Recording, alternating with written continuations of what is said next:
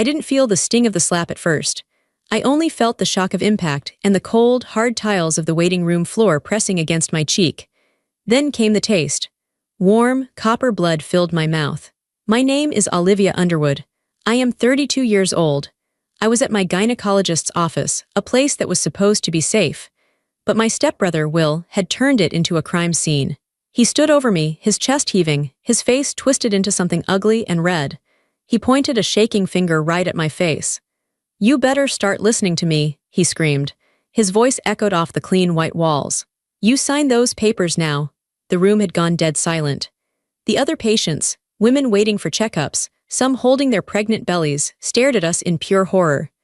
A nurse behind the front desk was already shouting into a phone, her hands trembling as she called 911. Will didn't care about them. He didn't care that I was hurt. He only cared about the fraudulent inheritance papers he had thrown at me. He wanted to steal everything my father had left me, and he had just assaulted me in public to get it. I spat blood onto the floor. I looked up at him through my messy hair. He thought he had broken me. He thought I would sign because I was scared. But as I lay there, humiliated and bleeding, I realized something. I wasn't going to sign. He had made a mistake. This wasn't the end. My war was just beginning. But before I tell you how everything flipped, like and subscribe, drop a comment. Where are you watching from?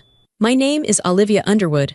I am 32 years old, and I live in my late father's Victorian house in the suburbs. To understand why I was lying on that floor with a bloody mouth, you have to go back 3 days. You have to understand that I was already broken before Will ever raised his hand. It started with the funeral. My father, Thomas Underwood, was a good man. He was the kind of man who shook your hand and looked you in the eye. He built his construction company from nothing but a pickup truck and a toolbox. He smelled like sawdust and peppermint. He was my rock. When he died of a sudden heart attack, my world stopped spinning. The funeral was held on a Tuesday. It was raining. It felt like the sky was crying right along with me, but I didn't have any tears left. I just felt numb. I stood by the graveside, wearing a black dress that felt too tight around my stomach. I was 14 weeks pregnant. My husband, well, my ex-husband now, had left months ago. We wanted different things. I wanted a family, he wanted freedom. When I found out I was pregnant after he left, I decided to do it alone. Dad was so happy. He told me, "Liv, that baby is going to be the heir to the Underwood empire. We'll raise him right." Dad never got to meet his grandchild. At the funeral, I stood next to Veronica, my stepmother. She had been married to Dad for 5 years. She was a beautiful woman, in a sharp, cold way. She wore a black veil and a designer dress that probably cost more than my car. She was sobbing loudly, dabbing at dry eyes with a silk handkerchief. "Oh, Thomas," she wailed, leaning against the casket. "Don't leave me." It felt like a performance. I looked at her hands. They weren't shaking. She was gripping her purse tightly, like she was afraid someone would snatch it. My stepbrother, Will, stood on her other side. Will was Veronica's son from her second marriage. He was 35, 3 years older than me. He wore a suit that was too shiny. He kept checking his watch. He looked bored. Every few minutes, he would pull out his phone and type a quick message, shielding the screen with his hand. I wanted to scream at them. I wanted to tell them to show some respect, but I couldn't. I felt a sharp cramp in my lower belly. I gasped and put a hand on my stomach. "You okay, Olivia?" Will asked. He didn't sound concerned. He sounded annoyed. "I'm fine," I whispered. "Just a cramp." But it wasn't just a cramp. It was a twisting, sharp pain that took my breath away. I tried to focus on the priest's words, dust to dust, but the pain got worse. It came in waves. By the time we got into the limousine to go to the wake, I was sweating. I felt dizzy. "Can we stop?" I asked the driver. "I feel sick." Veronica rolled her eyes. "Really, Olivia, today isn't about you. Pull it together." "I think something is wrong," I said. My voice was trembling, then I felt the wetness. I looked down at the car seat. There was blood. Panic seized my chest. "Stop the car," I screamed. "Take me to the hospital." Now, Will looked at the blood and wrinkled his nose. "Jesus, Olivia, that's disgusting." They dropped me at the emergency room entrance. They didn't come in. Veronica said they had to get to the wake to host the guests. They left me there, standing on the curb in the rain, clutching my stomach. The next 6 hours were a blur of white lights and cold instruments. The doctors were kind, but their faces were serious. They did an ultrasound. The room was silent. There was no heartbeat. I lost the baby. They had to perform a procedure called a D&C to clear everything out. It was an emergency. I lay on the hospital bed, staring at the ceiling tiles, counting the little dots. 1, 2, 3. I had lost my father on Friday. I lost my baby on Tuesday. I felt hollowed out. Like someone had reached inside me and scooped out everything that made me human. I was just a shell, a grieving, empty shell. I stayed in the hospital overnight. No one came to visit. I called my phone, but the battery was dead. I borrowed a charger from a nurse and checked my messages. Nothing from Veronica, nothing from Will. Just a generic text from Dad's lawyer, Gary, offering condolences for the funeral. I took a taxi home the next day. I didn't go to my apartment. I couldn't bear to be alone there. I went to Dad's house. It was a big, old Victorian house on the hill. It was the only place that still felt like him. I had a key. I let myself in. The house was quiet. The wake was over. The guests were gone. I walked into the kitchen.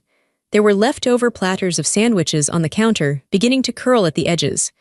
Empty wine bottles were lined up near the trash. Veronica and Will were nowhere to be seen. I walked slowly up the stairs to my old bedroom. I was sore. The stitches from the procedure pulled every time I moved. My heart felt heavy, like a stone in my chest. I lay down on my old twin bed. It still smelled like lavender detergent, just like when I was a kid. I pulled the quilt up to my chin and closed my eyes. I just wanted to sleep. I wanted to sleep for a year.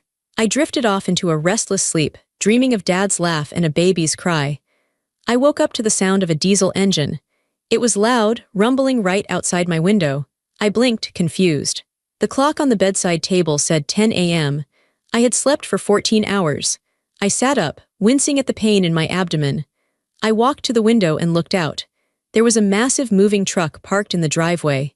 2 men in blue jumpsuits were carrying my father's favorite leather armchair out of the front door. "Hey!" I shouted, banging on the glass. "Stop, what are you doing?" I grabbed my robe and ran downstairs. I almost tripped twice. My legs felt weak. I burst out the front door, barefoot on the cold porch. "Stop!" I yelled at the movers. "Put that down, that's my father's chair." The movers stopped and looked at each other. One of them shrugged. "We have a work order, lady," the taller one said. "What work order? Who hired you?" "We did." I spun around. Veronica and Will were standing near the garage. Veronica was wearing a tracksuit and holding a clipboard. Will was leaning against his sports car, drinking a latte. "Veronica," I said, my voice shaking. "What is going on? Why are you moving Dad's things?" Veronica looked up from her clipboard. She smiled, but it didn't reach her eyes. "Oh, you're awake. Good, we need you to move your car. The truck needs more room to turn around." "My car?" I stared at her. "I just got back from the hospital. I lost the baby, Veronica. My father just died." "What are you doing?" "We're clearing out the house," Will said. He took a sip of his coffee. "It's sold." "Sold?" I felt like I had been punched. "What do you mean sold? Dad's only been dead for 5 days. You can't sell the house, it's our home." "It was Thomas's house," Veronica corrected me. She walked over, her heels clicking on the pavement. She pulled a folded document out of her purse. "And now, it's mine, to do with as I please." She handed me the paper. I took it. My hands were trembling so bad the paper rattled. It was a will, last will and testament of Thomas Underwood. I scanned the pages. My eyes blurred. I saw legal jargon, dates, and signatures. Then I saw the paragraph that mattered. "I, Thomas Underwood, being of sound mind, hereby leave my entire estate, including all real estate, bank accounts, and the Underwood Construction Company, to my beloved wife, Veronica Underwood. To my daughter, Olivia, I leave nothing, as she has chosen her own path." "This is a lie," I whispered. I looked up at them. "This is a lie. Dad would never write this," he told me. "He told me just last week that the company was going to be mine. He showed me the papers last year." Veronica laughed. It was a harsh, dry sound. "People change their minds, Olivia. Thomas realized that you weren't cut out for business. You're too emotional. Look at you now, a mess." "I just had surgery," I screamed. Tears hot and angry pricked my eyes. "This isn't real, that signature. It looks shaky." "He was sick," Olivia, Will said, stepping forward. He loomed over me. He was tall, broad-shouldered from hours at the gym, not from hard work like Dad. His hand wasn't steady at the end. "He had a heart attack," I said. "He wasn't sick. He was fine on Friday morning. I had breakfast with him." "Stress," Veronica said dismissively. "He was under a lot of stress. Mostly because of you and your personal drama." She waved her hand at the movers. "Keep going, boys, everything goes." "No," I lunged for the armchair the movers were holding. "You can't take this." Will stepped in front of me. He grabbed my arm, his grip was tight, too tight. "Don't make a scene, Olivia," he hissed. "You're embarrassing yourself." "Let go of me," I said. I tried to pull away, but I was weak. The pain in my stomach flared up again. I doubled over. "You need to leave," Will said. He shoved me backward. I stumbled and caught myself on the porch railing. "I'm not leaving," I said, gasping for air. "This is my house, I have a room here." "Not anymore," Veronica said. She checked a box on her clipboard. "We're changing the locks today. You can take whatever personal trash you have in your car, but the furniture stays. It's part of the estate auction." "Auction?" I stared at her. "You're selling everything. His tools, his books, Mom's jewelry." "It's all assets," Veronica said. "Cash is liquid, old junk is not." "My mother's jewelry," I said, my voice dropping to a whisper. "Dad kept it for me. In the safe, the pearl necklace. The sapphire ring." Veronica smirked. "I didn't see any specific mention of jewelry in the will, Olivia. Everything belongs to me, and frankly, that old stuff was out of style decades ago." She turned back to the movers. "Be careful with the grandfather clock, that's worth $3,000. I stood there, shivering in the cold morning air. I was bleeding, I was grieving, and I was being erased. "I'm going to fight this," I said. I tried to make my voice sound strong, but it came out thin and weak. "I'm going to get a lawyer, I know Dad didn't write this." Will laughed.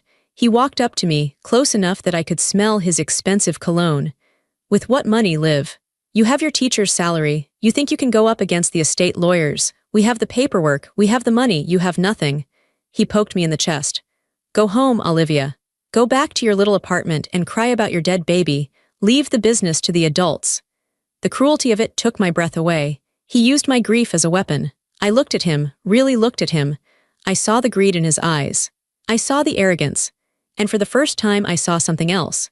Fear. He was pushing too hard, he was too aggressive. If the will was real, why was he so angry? Why were they moving so fast? Dad wasn't even cold in the ground yet. "I'm not signing anything," I said quietly. "And I'm not leaving until I get my mother's pearls." "Get off the property," Will said. His face darkened. "Or I'll call the cops and have you arrested for trespassing." "Trespassing? It's my father's house. It's Veronica's house," Will spat. "Now get lost." I didn't leave. I sat down on the porch steps. I wrapped my robe around me. "I'm staying right here." They ignored me for an hour. I watched them strip the house. I watched my childhood disappear into the back of a truck. The lamp I read by. The dining table where we ate Thanksgiving dinner. Then, Will came out of the house. He was holding a stack of papers. "Since you're still here," he said, throwing the papers into my lap, "you can make yourself useful, sign these." I looked down, waiver of contest, agreement to vacate. "If you sign this," Will said, "Mother says she'll give you $5,000, out of the goodness of her heart, to help with your medical bills." $5,000, my father's company was worth millions. "No," I said. "Sign it," Will said. "No, Olivia, don't be stupid." "I'm not signing." That was the moment the dynamic changed. That was when the verbal abuse turned into something else. Will grabbed my arm again, pulling me up from the step. "Listen to me, you little brat. You're going to sign this. We are trying to be nice." "Nice," I shouted. "You're stealing everything." I yanked my arm back. I lost my balance and fell onto the gravel driveway. My knees scraped against the rocks. The pain in my stomach was a sharp, hot knife. Will stood over me. For a second, I thought he was going to kick me. "We'll see how stubborn you are," he said. "You have a follow-up appointment with your doctor tomorrow, right? Dr. Evans?" I looked up, startled. "How do you know that?" "I know everything, Olivia. I know your schedule. I know your bank balance. I know you're broke." He smiled. "We'll be there, bring a pen." He turned and walked back into the house. I sat in the gravel, dirt and blood on my knees. I realized then that I wasn't just dealing with a greedy stepfamily. I was dealing with predators. I got into my car, I drove away. I didn't go to my apartment. I went to a cheap motel on the edge of town. I didn't want them to find me. I needed to think. That night, alone in the motel room, I cried until I couldn't breathe. I mourned my father. I mourned my baby. I mourned the life I thought I had. But as the sun came up the next morning, the tears stopped. A cold, hard knot formed in my stomach. They wanted a fight. They were going to get one. But I made a mistake. I thought I could fight them with words. I thought I could reason with them. I didn't know how far they were willing to go. I went to my doctor's appointment the next day. I needed the checkup. I needed to make sure I was healing physically. I was sitting in the waiting room, reading a magazine about parenting that I should have put down when the door opened. Will walked in. He wasn't smiling anymore. He looked furious. He marched straight toward me. And that brings us to the floor, to the blood in my mouth, to the moment everything changed. The slap echoed. It was a sharp, cracking sound, like a dry branch snapping. For a second, the entire world narrowed down to the stinging burn on my left cheek. My head whipped to the side. I lost my balance on the slick waiting room chair and slid off, hitting the floor hard. My hips slammed against the tiles. I tasted the copper tang of blood. He had cut the inside of my lip against my teeth. I looked up. Will was towering over me. His face was red, veins bulging in his neck. He looked like a stranger. This wasn't the annoying stepbrother I had ignored at family holidays. This was a violent man. "You better start listening to me," he screamed. I stared at him, stunned. He had actually hit me, in public, in a doctor's office. "You think you can hide?" he shouted, pointing a finger at my face. "You think you can dodge us? Sign the damn papers, Olivia." The shock began to fade, replaced by a low, trembling rage. I wiped my mouth with the back of my hand. It came away red. "Call the police," I yelled. My voice sounded raw. "Someone call the police." The receptionist was already on the phone, her eyes wide with terror. "Sir, you need to step back. I'm calling 911 right now." Will looked around, seeming to realize where he was for the first time. He saw the pregnant woman in the corner clutching her husband's arm. He saw the elderly woman staring at him with her mouth open. He sneered at me. "This isn't over." He turned to leave, but a security guard from the main lobby blocked the doorway. The guard was a big man, older, with a gray mustache. "Don't move, son," the guard said calmly. Will huffed. "She's my sister. It's a family dispute. She's hysterical. She just had a miscarriage. She's not in her right mind." "He hit me," I said, struggling to stand up. A nurse ran over to help me. "He assaulted me," Will crossed his arms. "I barely touched her. She fell. She's weak." The police arrived 5 minutes later. 2 officers. They took statements. They looked at my swollen lip. They looked at the red handprint blooming on my cheek. They put Will in handcuffs. Watching him get marched out of the office, his hands behind his back, gave me a surge of satisfaction. But it was short-lived. I gave my statement. I told them about the will, the harassment, the threat. The officer, a young man named Deputy Miller, nodded sympathetically. "We'll charge him with simple assault," Miller said. "He'll be processed downtown." "He's dangerous," I said. "He needs to be kept in jail." "It's a misdemeanor, ma'am. Unless he has priors, he'll likely make bail quickly." I went back to the motel to clean up. My face was throbbing. I looked in the mirror. My lip was split. My cheek was purple and blue. I looked like a victim. I hated it. I decided I couldn't stay at the motel. It wasn't safe. I needed to go home, not to Dad's house that was gone, but to my apartment. I needed my own things. I needed to regroup. I drove to my apartment complex. It was a nice place, a second-floor unit with a balcony. I had lived there for 3 years. I walked up the stairs, digging for my keys. I was exhausted. I just wanted to ice my face and sleep. I put the key in the lock. It wouldn't turn. I frowned. I jiggled it. Nothing. It felt like the wrong key. I stepped back and checked the number. 2 billion. This was my apartment. I tried again. Still nothing. Then I saw the piece of paper taped to the door, right at eye level. Eviction notice. I stared at it. Non-payment of rent. Lease violation. "What?" I whispered. "I paid my rent. I have auto-pay." I tried the door handle. Locked. I heard a sound from the parking lot below, a distinct, mocking honk. I looked over the railing. Veronica was sitting in her silver Mercedes convertible. She was wearing sunglasses. She waved. I ran down the stairs. "What did you do?" I screamed. "What did you do to my apartment?" Veronica lowered her sunglasses. "Oh, hello, Olivia. Rough day. Your face looks terrible. Why are my locks changed?" "Well," Veronica said, checking her nails. "Did you know that the building owner is a very good friend of mine? We play bridge together. I told him about your financial troubles and the drug use." "Drug use. I don't use drugs. And the noise complaints," she continued smoothly. "He decided it was best to terminate your lease immediately, for the safety of the other tenants." "That's illegal," I shouted. "You can't just kick me out without notice. There are laws. Sue us," she said simply. "Add it to the pile. Oh, by the way, Will is out. He says hello." My blood ran cold. "He's out already." It was a minor misunderstanding. "We paid the bail. He's very upset with you, Olivia. Pressing charges against family, tacky."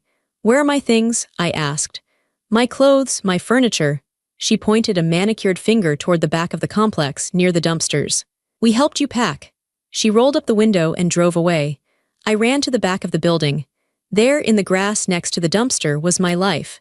My clothes were in garbage bags, some ripped open, spilling shirts and jeans onto the muddy ground.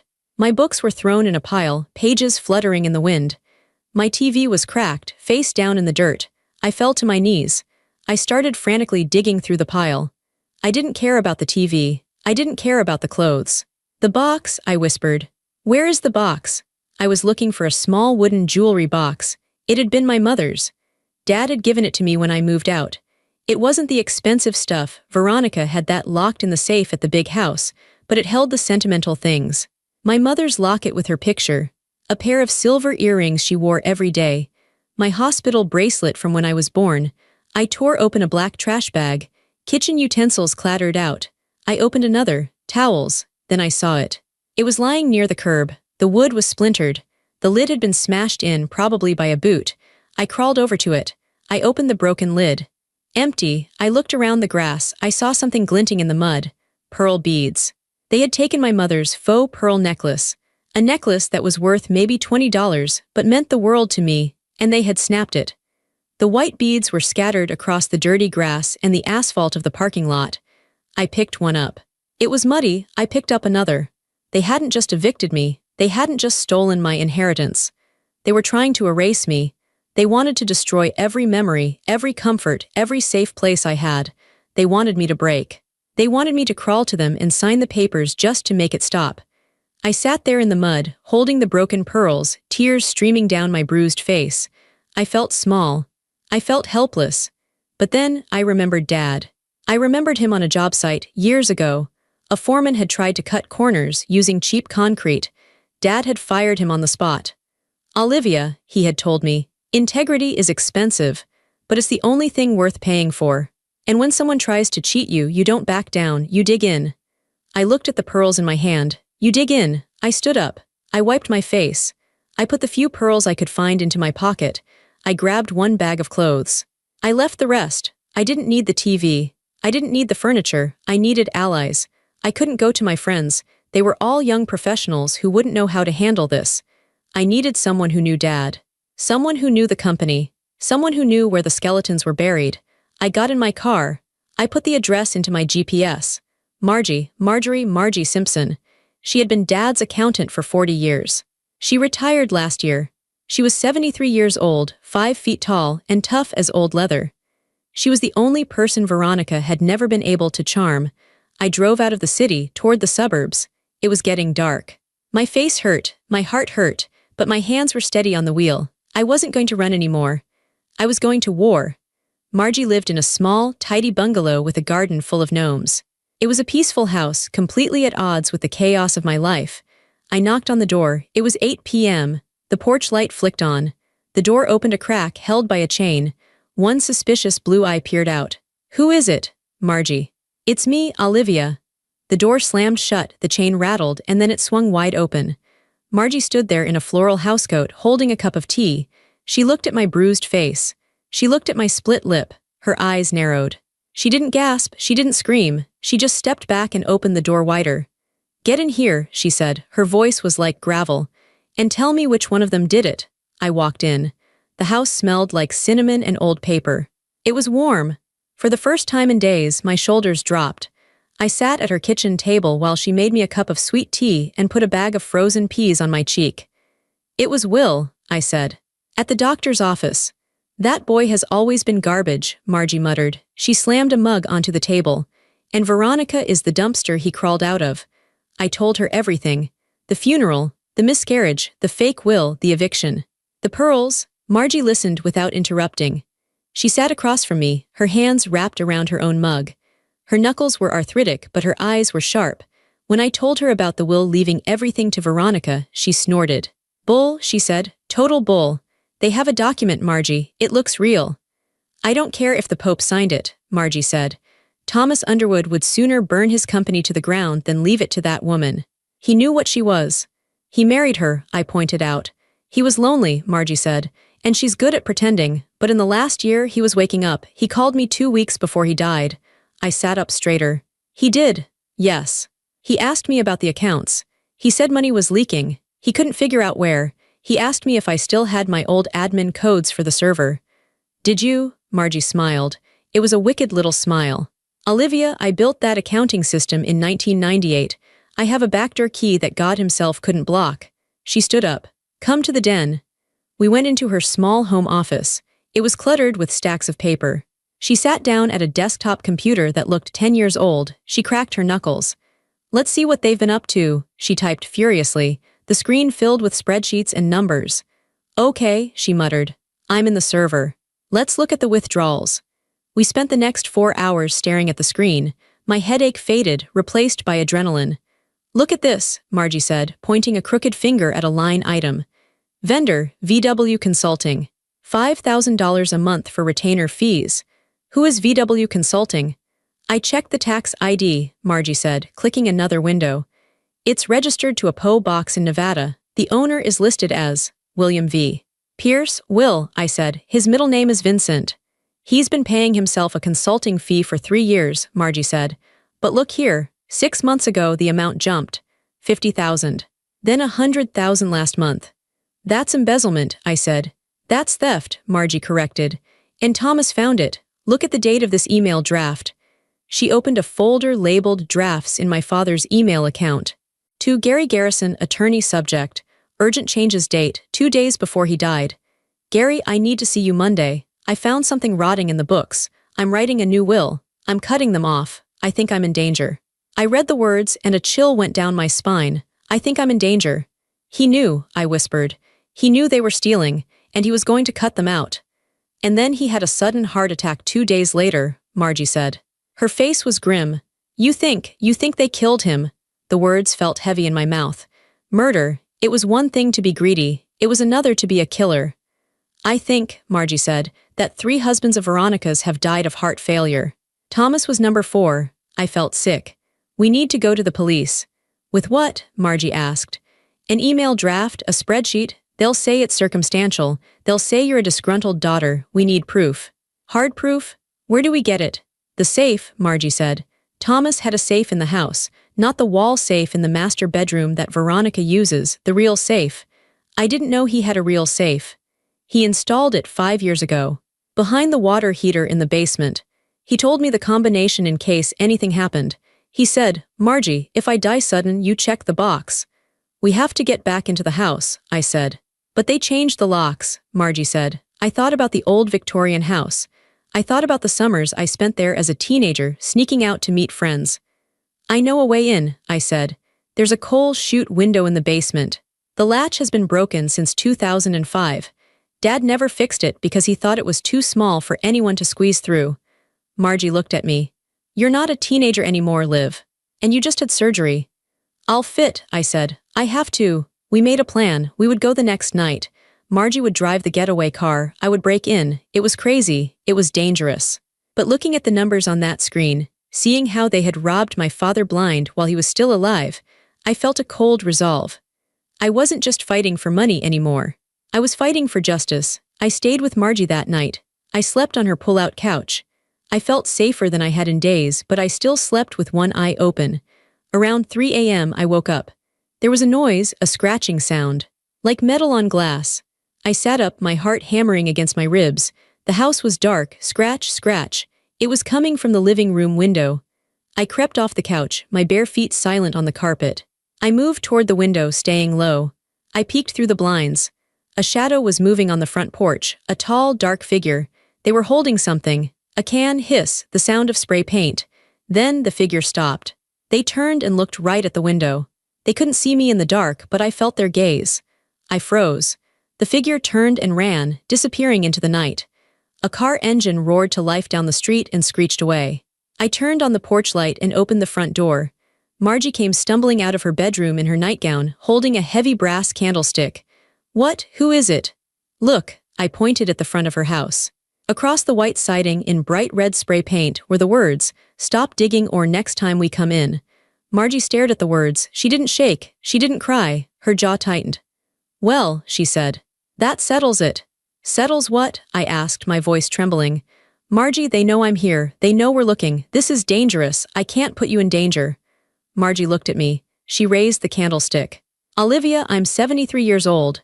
I've survived cancer, a divorce, and 40 tax seasons. Some punk with a spray can doesn't scare me, it makes me mad. She poked me in the shoulder. They're scared, that's what this means. If they were safe, they'd ignore us, they're panicking. They threatened to come in next time, I said. Let them try, Margie said. I have a shotgun under my bed and I know how to use it. We didn't sleep the rest of the night. We sat in the kitchen drinking coffee, watching the sun come up over the red letters on the wall. At 8 a.m. the doorbell rang, I jumped. Margie grabbed the candlestick again. She looked through the peephole. It's him. Will, open it, she said. She opened the door. Will stood there. He was wearing a fresh suit, looking clean and polished. He held a bouquet of flowers. He looked at the spray paint on the wall and feigned surprise. Oh my God, Margie, what happened here? Vandalism. Cut the crap, Will, Margie said. She didn't step back, she blocked the doorway.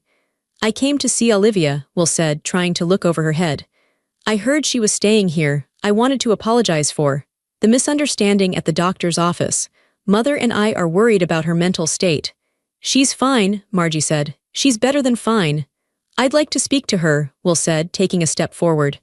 No, I said. I stepped out from behind Margie. Will's eyes landed on me. He smiled. It was a shark smile. Liv, look at you. You look tired. Come home. We can work this out. We can discuss the settlement. He emphasized the word settlement while his eyes flicked to the spray paint. I'm not coming with you, I said, and I'm not signing. Olivia, Will said, his voice dropping to a low, menacing tone. You're making this hard. You're dragging poor Margie into your mess. You don't want anything to happen to her, do you? Accidents happen. Old ladies fall downstairs. Houses catch fire. Margie laughed. It was a loud, barking sound. Listen here, you cheap suit, Margie said.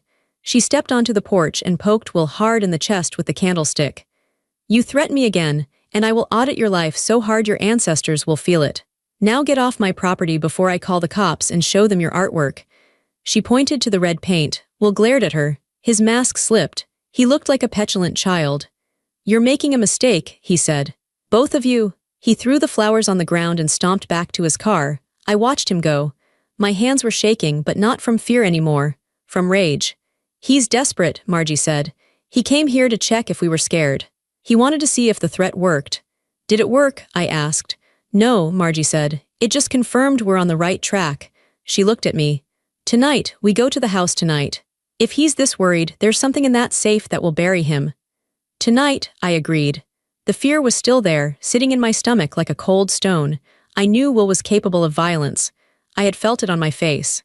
I knew Veronica was capable of cruelty. But I also knew that my father had suspected he was being poisoned. I knew he had tried to warn Gary. If I stopped now, they won.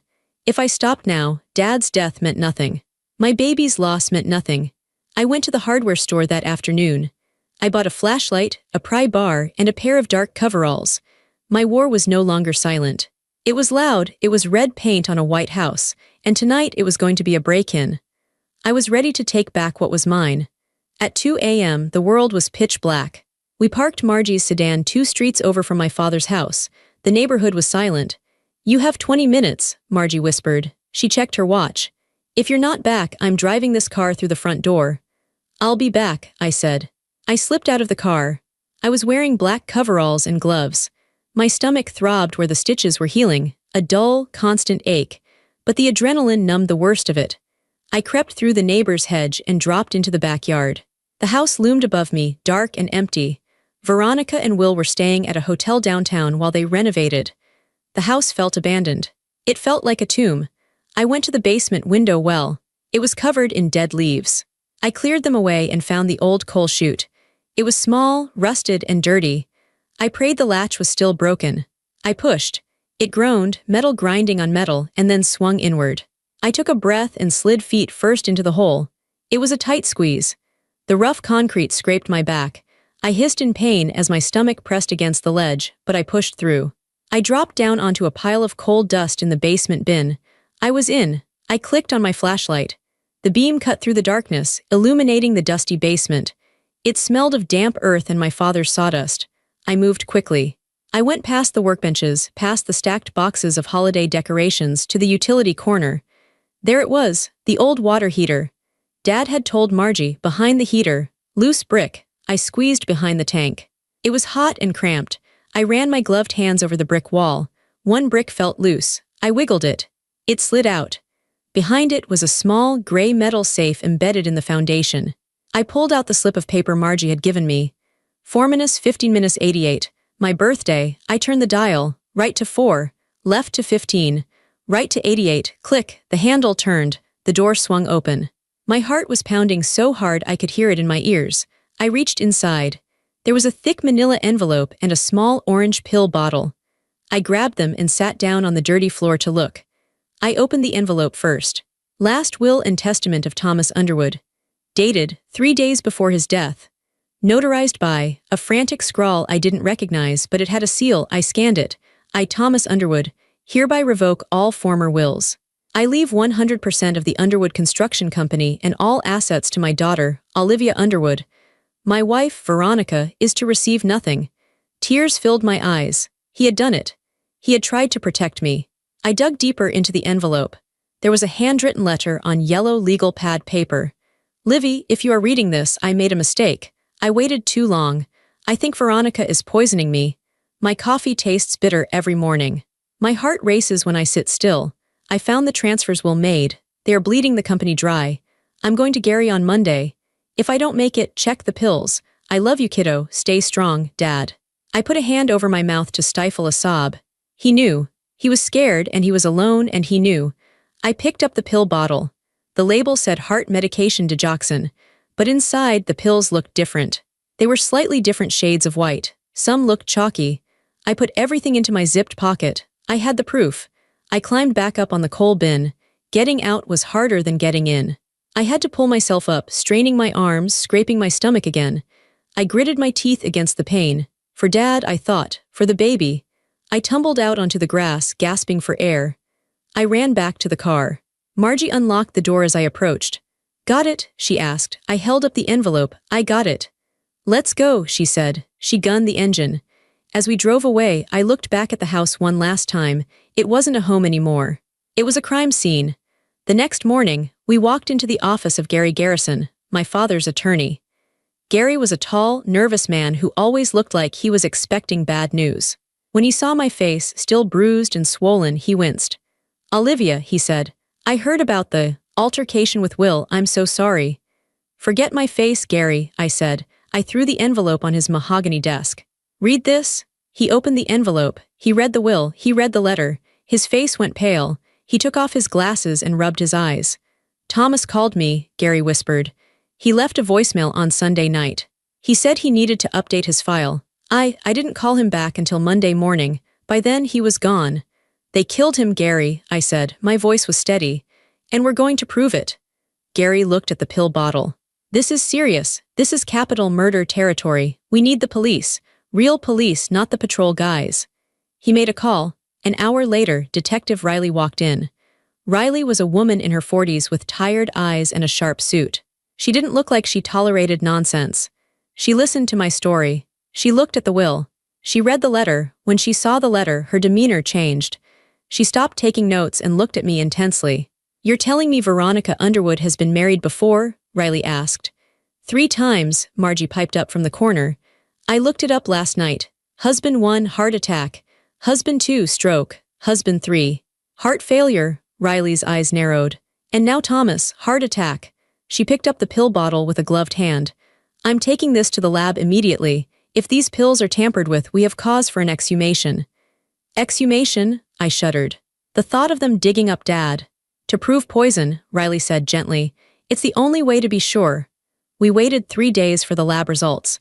Those 3 days were agony. I stayed at Margie's, sleeping in shifts. Will called my phone 10 times a day. I didn't answer. On Thursday, Riley called us back to the station. She put a report on the table. Digitalis, she said. Foxglove, it mimics a heart attack if you overdose. The pills in that bottle. They weren't his heart medication. They were crushed digitalis pressed into similar shapes, a lethal dose. She poisoned him, I said. The room felt cold. She fed him poison every morning with his coffee. We also found something else, Riley said. She pulled out a file. We got a warrant for Veronica's phone records based on the letter. She's been tracking you, Olivia. Tracking me. She installed a spyware app on your phone months ago, probably when you visited for Sunday dinner. She knows your location. She reads your texts. That's how we'll knew about your doctor's appointment. That's how they knew when you were at the funeral home. I felt violated. I reached into my pocket and turned off my phone. So arrest them, Margie said, slamming her hand on the table. Go get them. Riley shook her head. We need to tie them to the act. We know the pills killed him, but we need to prove they put them there. We need a confession, or we need them to implicate themselves. She looked at me. Olivia, are you willing to do something dangerous? What? I asked. We need you to wear a wire, Riley said. We need you to meet them. We need you to tell them you're ready to sign the papers. We need you to play the victim one last time. I touched my bruised cheek. I thought about Dad drinking his bitter coffee. I'll do it, I said. The setup was scheduled for Friday afternoon, 1 week after the funeral. I turned my phone back on. I sent a text to Will. I can't do this anymore. You win. I'm broken. I'm tired. I'll sign the papers. Just give me the money. He replied in 30 seconds. Smart girl, Dad's office. 2 p.m. Don't be late. I went to the police station at noon. A female officer taped a small microphone to my chest, right under my bra strap. The wire ran down my side to a tiny transmitter taped to my lower back. It's sensitive, Riley told me. You don't need to shout, just get them talking. Get them to admit the will is fake. Get them to mention the pills if you can. What if they search me? I asked. If they touch you, Riley said, we come in. We'll be in the van outside. We'll have eyes on the building. You say the code phrase if you're in trouble. What's the code phrase? I wish Dad were here. I nodded. I wish Dad were here. I drove to the construction company headquarters. It was a modern glass building Dad was so proud of. I parked in my usual spot. I walked into the lobby. The receptionist, a sweet girl named Sarah who had known me for years, looked at me with pity. I'm so sorry about your dad, Olivia, she whispered.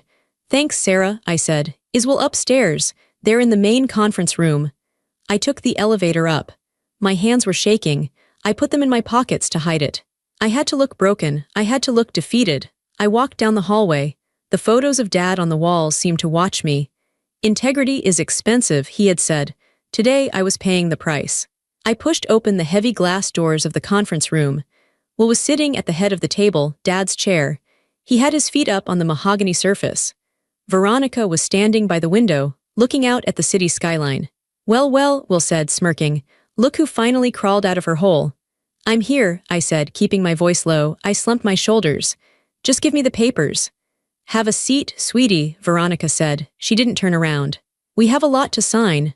I sat down. On the table was a stack of documents. Transfer of assets, waiver of rights, non-disclosure agreement. This says I can't talk about the company, I said, reading the NDA. Standard, Will said. We don't want you bad-mouthing the new management. We're selling the company, Olivia. Liquidating. We have a buyer in China. You're selling it? I asked, letting shock bleed into my voice. But, Dad built this, the employees. The pension fund. The employees are being let go, Will said casually. The pension fund is, well, let's just say it's part of the package. We're cashing out. By Monday, we'll be on a beach in Mallorca. You can't do that, I said. It's stealing. It's business, Will said. He slid a pen across the table. Sign. What about the will? I asked. The one you showed me, it was fake, wasn't it? Dad didn't sign that. Will laughed. He looked at Veronica. She's still on that. Veronica turned around. Her face was cold. Does it matter, Olivia? Thomas is dead. The result is the same. He suspected you, I said softly. He told me he thought he was being poisoned. The room went dead silent. Will took his feet off the table. He leaned forward. What did you say? He wrote me a letter, I lied. He said the coffee tasted bitter. Veronica walked over to the table. She placed her hands on the wood and leaned in close to my face. You have a vivid imagination, Olivia, just like your mother, and look where she ended up, dead and forgotten. Did you kill him? I asked. Did you switch his pills? Veronica smiled. It was the most terrifying thing I had ever seen. Thomas was a weak old man, she whispered. He had outlived his usefulness, and he was going to cut us off. We did what we had to do, just like we're doing with you. So you admit it, I said. I admit nothing, Veronica said, straightening up. But who would believe you, the grieving, hysterical daughter who just lost a baby? You're pathetic. Sign the papers, Olivia, Will growled. Or maybe you'll have another accident like at the doctor's office. Maybe this time you won't wake up. I looked at the pen. I looked at Will. I looked at Veronica. I had it. I had the threat. I had the admission of motive. I sat up straight. I stopped slumping. I looked Will directly in the eyes. I'm not signing, I said. My voice was clear and strong. What? Will stood up. I said I'm not signing. And I'm not alone. I reached into my pocket and pulled out the orange pill bottle. I set it on the table. I found the safe, Will, I found the real Will, and I found the digitalis. Will's face went white. Veronica gasped. You little bitch, Will roared. He lunged across the table. He grabbed my throat. His hands were huge and hot. He squeezed. I wish Dad were here, I screamed, choking. The glass doors exploded inward. Federal agents, drop it. Get on the ground. Men in body armor poured into the room. Rifles were raised. Will froze. His hands were still around my neck. Let her go, now, Riley screamed, aiming her weapon at Will's head. Will let go. He stumbled back, holding his hands up. She attacked me, she's crazy. I fell back into the chair, coughing, gasping for air. 2 agents tackled Will to the ground. He hit the floor hard. Get off me. Do you know who I am? Veronica tried to run. She bolted for the side door. Don't move, Riley shouted. Veronica stopped. She turned, her face a mask of pure hatred. I want my lawyer, this is a setup. That girl planted evidence. Riley walked up to Veronica and slapped the handcuffs on her wrists. Veronica Underwood, you are under arrest for the murder of Thomas Underwood, conspiracy to commit murder and fraud. You have the right to remain silent. Murder, Veronica shrieked. You have no proof. We have the pills, Riley said calmly. We have the forged will. We have the wire recording of you admitting he was going to cut you off. And we have the exhumation order. Veronica went silent. The fight drained out of her. She slumped. I stood up. My neck hurt. My face hurt. But I felt lighter than air. I walked over to where Will was pinned to the carpet. He was breathing heavy, his face pressed against the floor. You're going to jail, Will, I said. For a long, long time. He looked up at me. His eyes were wet. Liv, please, I didn't know about the poison. It was her. It was all her idea. I just wanted the money. You watched him die, I said. And you slapped me while I was bleeding. You're a coward. They dragged them out. I watched from the window as they were shoved into the back of police cruisers. The lights flashed red and blue against the gray city buildings. Employees were gathering in the hallway, whispering, looking scared. I opened the conference room door. It's okay, I told them. They're gone. The company is safe. Gary Garrison came running down the hall. He looked at me, then at the empty chairs. Did we get them? We got them, I said. I collapsed into a chair. The adrenaline crashed. I started to shake. I put my head in my hands and cried. Not from grief this time, from relief. Margie came in a few minutes later. She walked over and put a hand on my shoulder. You did good, kid, she said. Your dad would be proud. I miss him, Margie, I sobbed. I miss him so much. I know, she said, but you saved his legacy. You saved everything. The trial took a year. It was a circus. The media loved the story. The Black Widow and the evil stepbrother, I testified. I sat on the stand and told the jury everything. I looked Veronica in the eye. She stared back, cold and unrepentant. The evidence was overwhelming. The pills matched the toxicity in Dad's body. The handwriting expert proved the will was a forgery created by Will. The forensic accountant, Margie, walked the jury through every stolen dollar. The verdict came back in 4 hours. Guilty on all counts. Veronica was sentenced to life in prison without parole. Will got 25 years for conspiracy, fraud, and assault. When the gavel banged down, I didn't cheer. I just closed my eyes and let out a breath I felt like I had been holding for 12 months. It was over. I took over the company. It wasn't easy. Will had done a lot of damage. But with Margie coming out of retirement to help me manage the books, and Gary handling the legal side, we rebuilt. We rehired the people Will had fired. We restored the pension fund.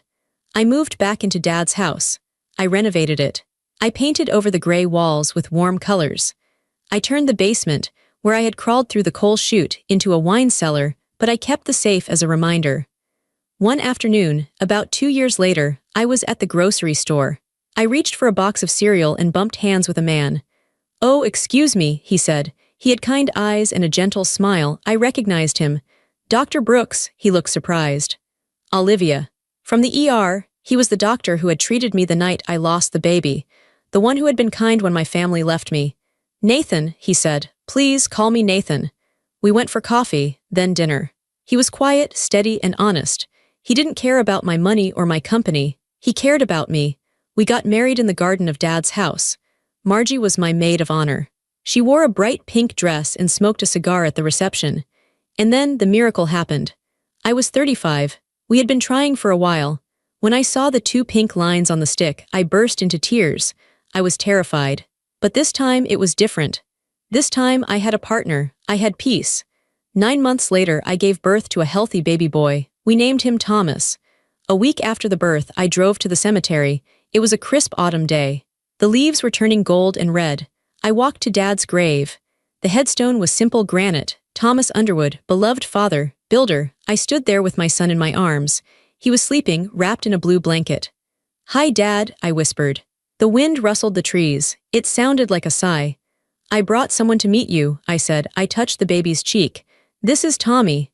I looked at the grave. I thought about the war I had fought. I thought about the blood on the floor, the broken pearls, the fear. It had changed me. I wasn't the same girl who had stood there at the funeral, weak and victimized. I was stronger now. I was a survivor. "I did it, Dad," I said. "I saved the company, I put them away, and I'm happy." I laid a single white rose on the stone. "Rest now," I said. "I've got it from here." I turned and walked back to the car where Nathan was waiting for me. I didn't look back. I didn't need to. My war was over. My life had just begun.